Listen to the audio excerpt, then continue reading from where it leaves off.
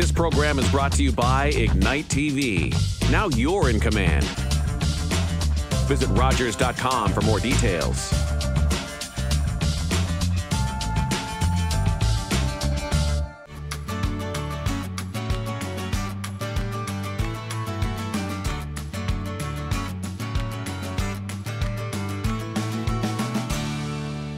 Welcome to Easy Eats. My name is Chef Yves Dechaine, and today we're in the Greener Village's Learning Kitchen with Jason McCaw from Marked for Life Tattoos in Orgamocto.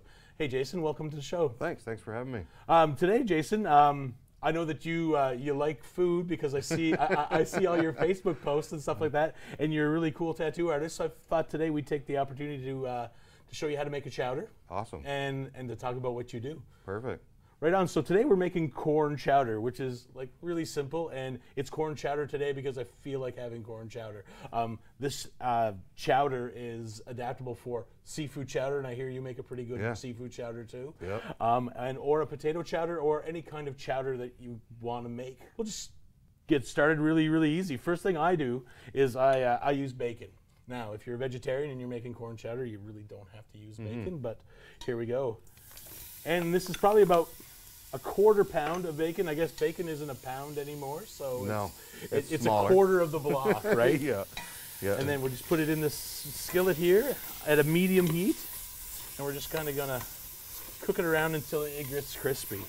So Jason, Marked for Life Tattoos. How'd you get started? I just started. A buddy of mine was actually tattooing. I was 14 years old, and he was tattooing. I'm like, I really want to do this, and I did it and did it and did it, and then I found an apprenticeship with John Gooden here in Fredericton, and the rest is pretty much history. Right on. And when was that? I mean, I don't want to date you, Jason, but just kind of a... I was 15, 16 years old, and I used to hang out at John's all the time. Like, he tattooed in Fredericton, like I said, and I would hitchhike in there every chance I got, or jump in a vehicle somebody was going to get a tattoo, and to this day I still call him if I need information, and if he don't know it, he'll find it out, but usually he does know it. Right on. So that back then, tattoos weren't as, I guess, prevalent. No, not at all. Not at all. It was kind of just the outskirts and the outlaws that would get tattooed. Yeah, there you go. Yeah. But so we opened our shop 15 years ago now. It'll be 15 years this July. Right on. And what drew you to tattoos? Was it that outlaw life, or was it the? I just liked it. Like, my dad had tattoos, my grandfather, my uncles and stuff, and I just really liked it. So. And I was drawing all the time. Cool. No, that's awesome. So that's kind of crispy now. I'm going to add some butter, and then I'm going to add probably about a cup of diced onions, and probably about 2 cloves of garlic. Smells good already. It does, doesn't it? Well, the garlic, onions, and bacon. I mean, you can't go wrong with that. It's a winning combination. So we're just going to let that melt down for a little bit, and then we'll continue on. Did you draw before, or was it just something that you even in school? I used to get in trouble in school for drawing on my books and everything else, and so doodling and all the time. And then it just progressed and progressed. And one day I work construction. I built bridges for a living. I'm like, get laid off every winter, and then you play catch up all summer. And my wife worked at a call center, and 15 years ago we decided to open the shop, and we're still going. So you were doing this kind of on the side, yeah. On the side, okay. Yeah, just on the weekends and evenings for extra cash, and now it's a full-time job that I love to do. Well, tell me about your first tattoo. I mean, I'm sure you didn't come out it's like too this. Funny because I had a tiny little cross on my arm right here, and I just found a picture of it the other day. Okay. And I was showing a buddy of mine. He's like, that's a long time ago. I think I was like 13 years old, right? But yeah. And did it hurt? No. No? No. Getting into that, let's talk about the safety of tattooing, because I mean, it went from, like you said, bike shops in the back of garages to your shop now. Now, I mean, do you have to go through a screening? Tell me about the screening process. Sadly, in New Brunswick, no, you don't. Really? No. So there's no public health like for food or anything like that? None, sadly. That's crazy. It is crazy, 100%, I agree. But I'm sure that you take those steps. Absolutely, yeah. Like all our needles and stuff, cartridges, they're all like one-time use. Everything's wrapped with barrier film, like a bottle. If I touch it, it's got a barrier film on it. It's all changed in between everybody, and everything's sprayed down between each client with Cavicide. Yeah. Perfect. And did you need to take any special classes to go through that? No. During COVID, we had to do a couple other things, like you had to wipe doorknobs down and put plexiglass up. And, you know, the plexiglass is still up at the shop because people sneeze and cough, and I don't want them coughing on me. So No, understandable. I mean, it is. It's a sterile, clean environment. 100%. You're working with needles, and That's right. you're piercing the skin. So I would have assumed that. But, I mean, not in New Brunswick, but I'm sure that there's got to be some kind of... Every other province has rules except... And there's no federal inspection or anything on that? Nope. That's really interesting. It Wow. is. I agree. Oromocto, why did you choose to open up a tattoo shop in Oromocto, not in I Fredericton? don't know. I always said Oromocto, and I looked at a place a few years back, and I just couldn't do it then, like when I first wanted to do it. And then a couple years later, well, first I tried to go through like a business loan kind of deal to help you get started, and I wasn't approved for it, so I waited a few more years and I just did it on my own. So our onions and everything is looking really good. We've got all that butter turned up. So what I'm going to do now is I'm going to add my carrots really, really quickly, and then give them a really quick stir. And then I'm going to add probably about a quarter cup, maybe half a cup or so of flour. And the flour is what people call a roux, and is what's going to thicken our chowder up. Some people use cornstarch at the end. I like using flour because when you reheat this, it's not going to be clumpy. It's going to come back together nice and soft. But if you are gluten-free, then this may not be for you.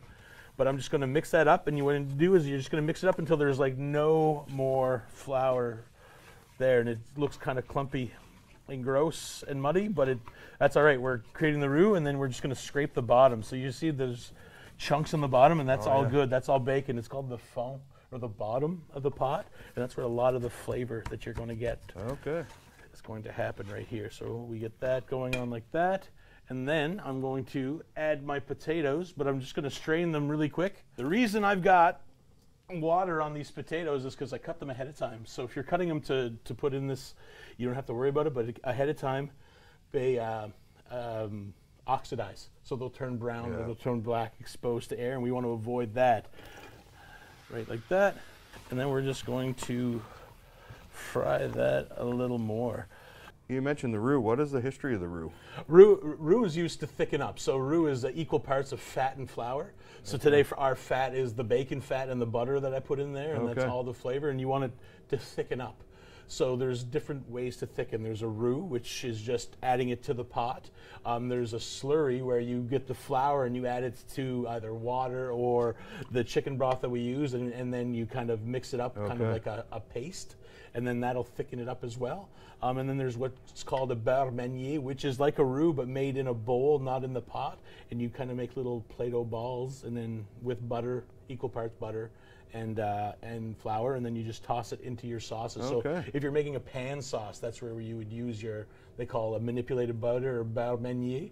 But for chowders and soups and things like that, we just use a roux because it's really simple. You're adding flavor. If you have an affinity for this, how do you go about? Just the best thing to do is hang out at a shop, get tattooed by the person if you want to learn from them, and then draw all the time and have a good portfolio. So School of Hard Knocks and 100%. And a passion for it. That's right. And the passion's got to be there, And most of the time it is. Sometimes it's not. I don't know. I love it. I could tattoo every day, all day, usually. And all I'm going to do now is I'm going to add the chicken stock just to loosen everything up. So you're going to put about 1 liter, 4 cups of chicken broth, either chicken broth that you made at home. If you're doing this vegetarian, you can use a vegetable broth. But I like a good chicken broth in here. And then again, I'm just going to scrape the bottom of the pan. We'll finish up and add a few garnishes to this chowder right after these few messages.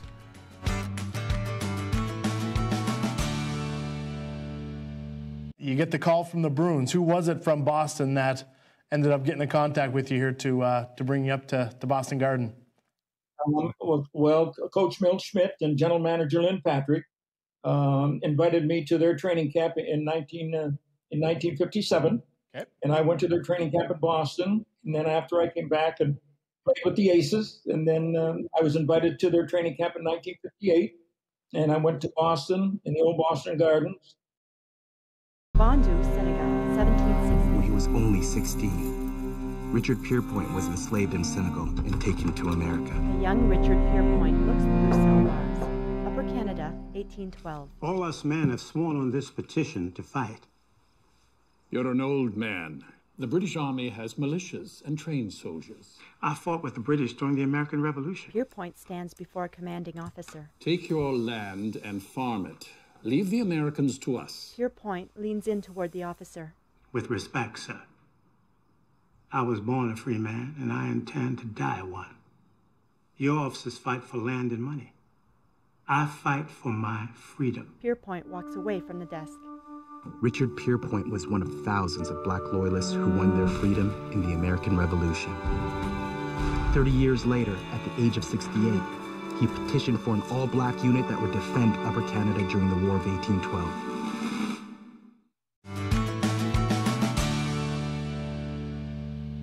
Welcome back to Easy Eats again. We're in the Greenville Villages Learning Kitchen with Jason McCaw, owner of Mark for Life Tattoos in Oromocto. Jason, we are at this stage right here where we're going to start adding some garnishes. So this part right here, this can become anything. This can become a seafood chowder. This can become a corn chowder. It could stay a potato chowder. So because it's becoming a corn chowder, we're going to add Corn. 2 cans. Yeah, I usually add 2 cans of corn niblets.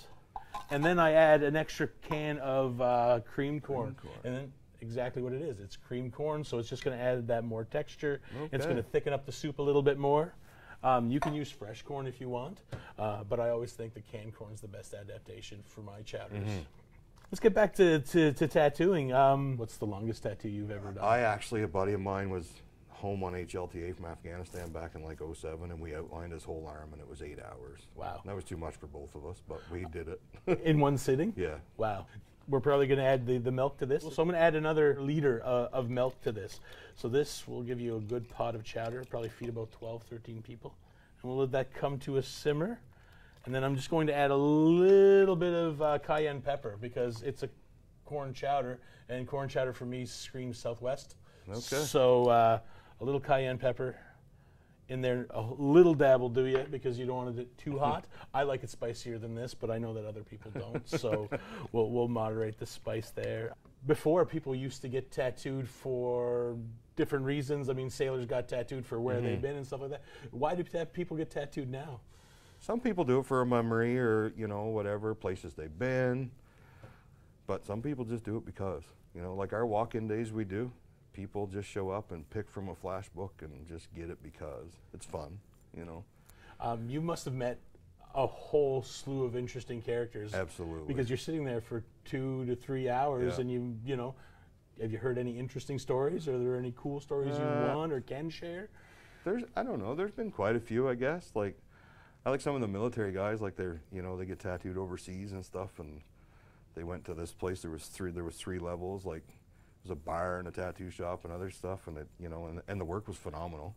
The guy did a portrait of the Queen, and the guy told me all he had to hand the tattoo artist, who couldn't speak English, was a $2 bill at the time with the Queen's face on it. And wow. He did the Queen on his arm, and it was phenomenal. A buddy of mine brought his dad in a while ago, and he had tattoos from back, in the 40s or 50s, and I take pictures of all the old ones, and I have some old stencils and stuff on the wall at the shop. The old style of tattooing to the new style of tattooing, how has it changed since you started to today? It's changed a lot, actually. Like the machines have changed. Like as I was telling you earlier, my machines are wireless now, and we use cartridges, and they just literally clip in, and you can change. Whereas before you'd have to set up 5 or 6 machines to do different things, but now it's one machine and away you go, right? And the stencils have changed. Like back in the day, they were acetate stencils, and you put them on the skin with charcoal dust in them. And now you put a piece of paper on and peel it off, and you can wipe it 100 times during the tattoo, and it still stays there. And it still stays there. So it's like an ink now. Yeah, it's hectograph ink, actually. Same stuff that the surgeon marks you with to cut you. Okay. Yeah, same thing. So it's changed quite a bit. If you're thinking about getting a tattoo, I mean, what are the do's and don'ts? I mean, like, is there something that you kind of encourage people to put on their skin, or if they come in with an idea, do you just go, yeah, cool, I'll do that? No, I won't. If it won't work, I'll tell them it won't work, because at the end of the day, it's my name on it, right? Absolutely. And these letters that they're doing this big nowadays, I highly recommend not doing that, because I've seen it over the years, and they don't age well. You get tiny little letters this big, and in 5 years you can't read what they are. Well, I was going to ask that too. I mean, 100%. I mean, your skin's, you know, the lines are going to get a little bit wider as you get older and whatever, but, you know, sometimes people listen, sometimes they don't. Do you choose who you tattoo? Absolutely. And or do you just kind of take bookings? I used to just take bookings, but this year I said, you know what, I'm not going to do that because there's some stuff that I just, you know, not that I'm overdoing, but I don't know, I want to spend bigger pieces and stuff, you know what I mean, instead of the smaller stuff.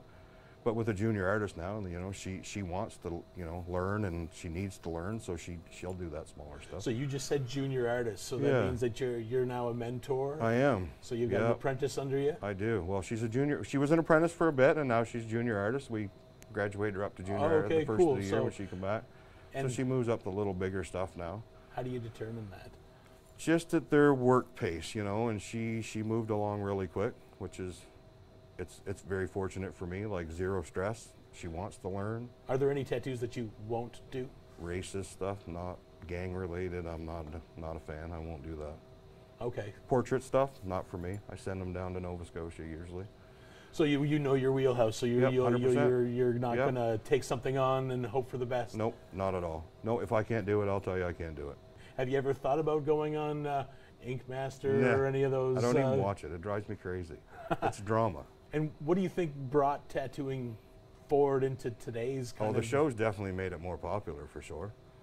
You know, there's a lot of tattoo artists around now. I tattooed a 93-year-old woman a few years ago. Like, I never thought I'd see that, but...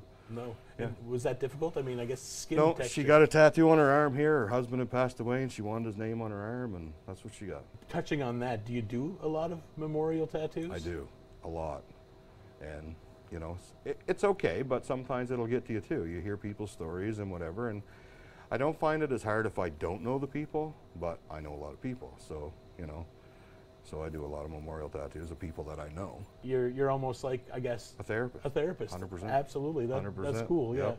And that's another question for you. I mean, you can be a great artist and you can put lines in ink and skin, but I mean, you also have to be a personable person 100%. As well, right? Yeah, 100%.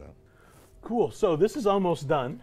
That smells awesome. It is, and it's starting to thick up really, really, really nice. So now I'm going to put some added garnishes to this. So just kind of some flares and just finish up. So I always like to add a little bit of sour cream. Okay. You don't have to add sour cream. This is kind of done the way it is, but this just makes it richer. So I'm just going to add probably about a half cup or so of sour cream and give that a good mix.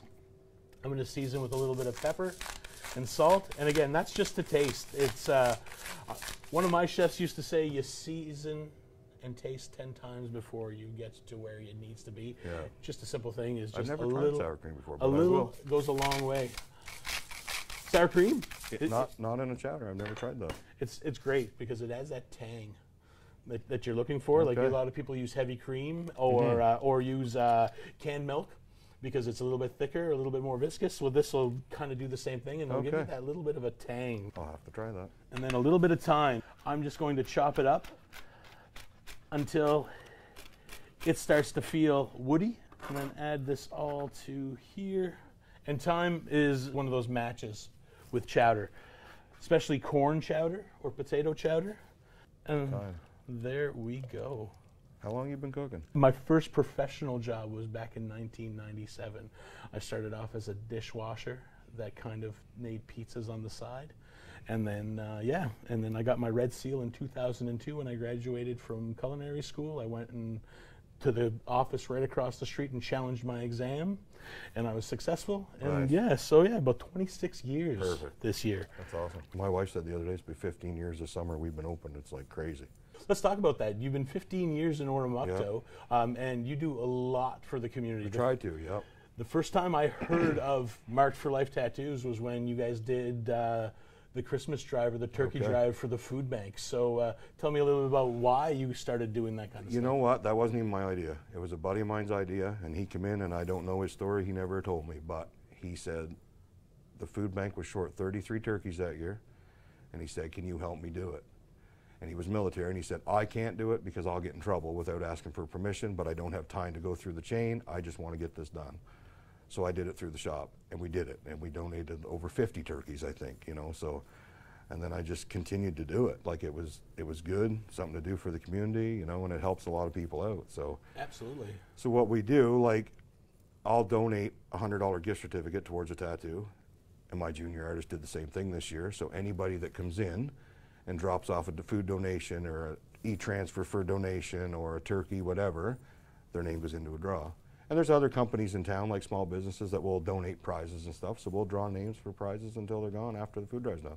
Fantastic. Yeah, and this year, I mean, we dropped off, I think, $3,400 worth of groceries to the food bank. So that's fantastic. That's pretty good. And this is our 9th year, I think we did it this year. Yeah, nice. Yeah.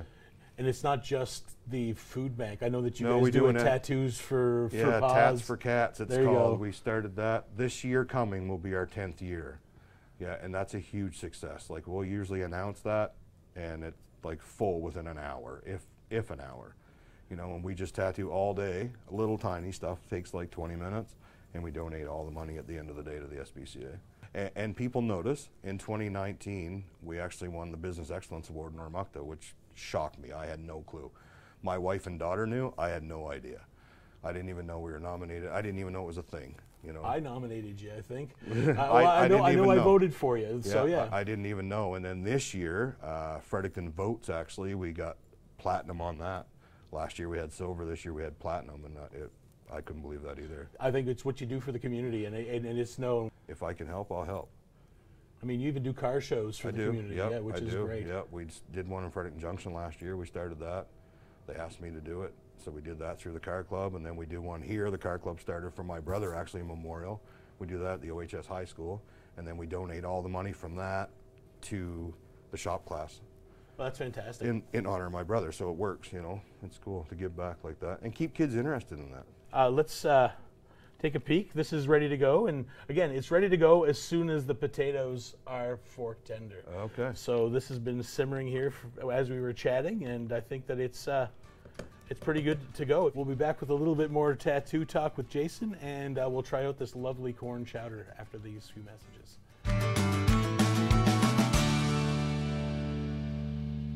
He lost his leg in a woods accident and was rushed to hospital in Newcastle. They didn't feel they could do anything for him, so they put him on a train to Moncton.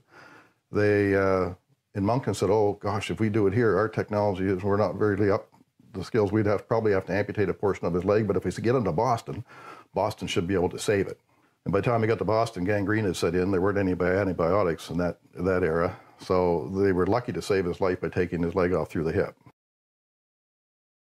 Did you have fun?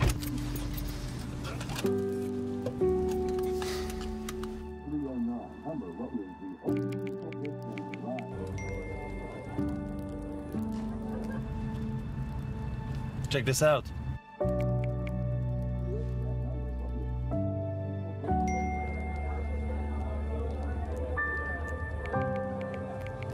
It's nice, right? Hey sports fans, Chris Corey back with Across the Line, another exciting season on New Brunswick's favorite sports talk show. You know where to catch it, Thursday nights, the place to be, the hottest show on the dial, right here on Rogers TV.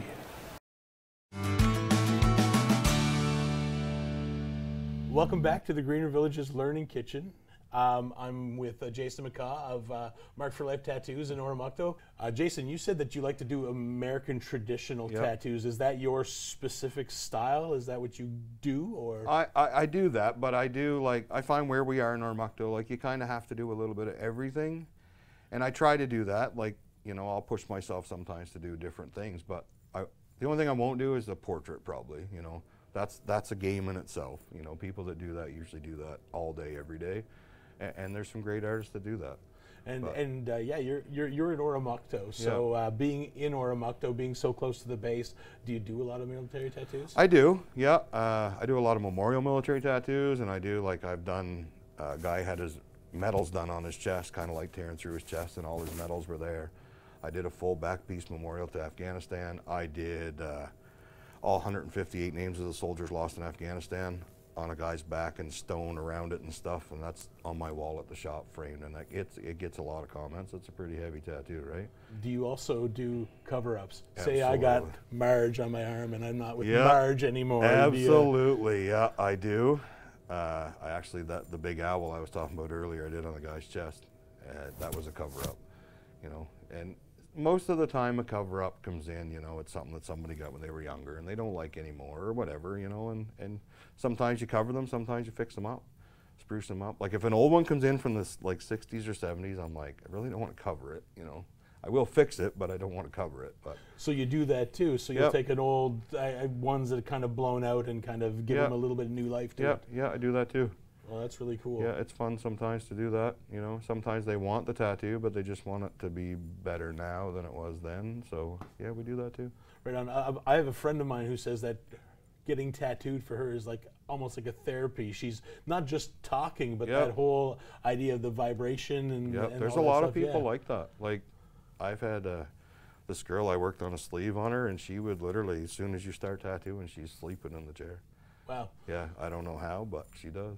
No, I know when I got mine done, I mean, not that it hurts, but then you go numb. Yep. And then it just kind of... Yeah, after half an hour or so, skin will go numb, and then if you're there for 3 hours, it definitely hurts at the end, and that's done. Well, there you go. Well, right on. So our chowder's done now, so if you want to pass me the bowls here, and if you want to grab some of that bread and unwrap it, we do a bread thing on Mondays, Jason, called Bread Mondays, where I invite the community to come and make bread, and then we turn around and we hand it out to the Greener Village.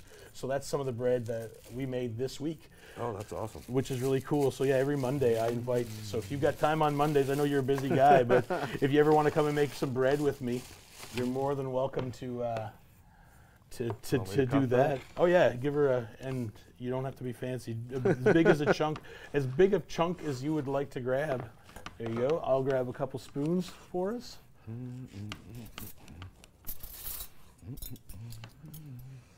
Right on. And then we got a little bit of honeyed butter. So honey butter. Some butter with some of the honey that I've got from my bees. Oh yeah? Yeah, absolutely. That's awesome. So thanks again for joining me, Jason. Thanks for having me. Really enjoyed our chat about tattoos. A lot of interesting things that I didn't know. Yeah, same. I'll be trying out some new tricks when I'm cooking now. Well, that's awesome. Grab some chowder. For sure. And there we go. Thanks a lot. That's good.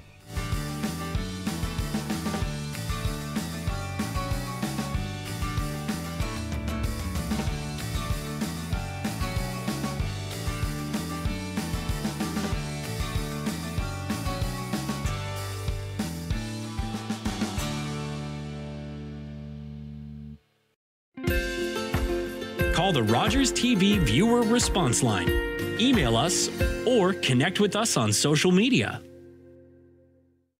My Uncle Cheney was one of over 150,000 Indigenous children that were taken to residential schools between the 1800s and 1996. My uncle ran away from school wanting to get home to his mom and dad, and sadly he didn't make it and died of exposure. When Gord Downey found out about my late Uncle Cheney's story, he wrote Secret Path, a series of poems that became an album, then a graphic novel, a documentary, and a concert. Gord met my family, and together we formed the Gord Downey and Cheney Winjack Fund. Together we are sharing Secret Path and other reconciliation resources with legacy schools, setting up legacy spaces across Canada, and hosting events like Secret Path Week to inspire all Canadians to engage in reconciliation. Before he left us, Gord asked us all to do something. You're gonna figure it out. Will you join us? Together we can make Canada a better place. Well, this fella's got a little bit of growing to do. The legal slot limit on them is 50 to 65 centimeters, and this guy's probably around 17 inches. Nice, healthy fish, though. He's gonna come back on a boat another day.